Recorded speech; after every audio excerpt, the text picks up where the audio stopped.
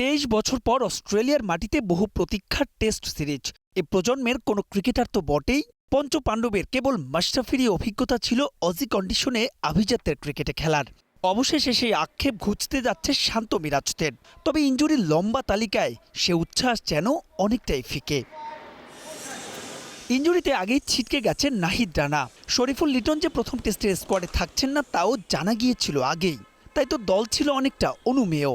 তবে সেখানে বড় চমক বোধ হয় সৌম্য সরকারের ফেরা। 5 বছর পর আভিজাত্যের ক্রিকেটে এই টপ অর্ডার। মূলত অজি বাউন্সি কন্ডিশনের কথা মাথায় রেখেই এই সিদ্ধান্ত টিম ম্যানেজমেন্টের।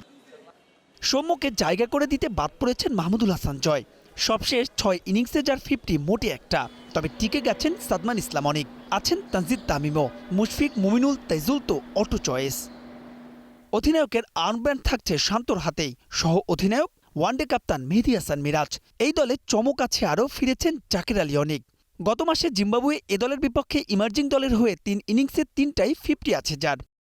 পেসারদের লম্বা ইনজুরি তালিকায় একটা ধন্যবাদ পেতেই পারেন এবাদত হোসেন চৌধুরী। সন্তান সম্ভবা স্ত্রীর পাশে থাকার জন্য ছুটি মঞ্জুর হলেও দেশের প্রয়োজনে এবাদত ফিরছেন বিসিবির অনুরোধে। তাকে নিয়ে টাইগার স্কোয়াডে সিমারের সংখ্যা 5। প্রত্যাশিতভাবে আছেন তাসকিন আহমেদ, হাসান মাহমুদ আর খালেদ। সিরিজের জন্য 31 জুলাই অস্ট্রেলিয়ার উদ্দেশ্যে উড়াল দেবে টিম টাইগার। দ্বিতীয় টেস্টে ফিরতে পারেন লিটন শরীফুল। ডারউইনে 13 আগস্ট 2 ম্যাচ সিরিজের প্রথম টেস্ট। মাহবুব রিমন, স্টার প্লে।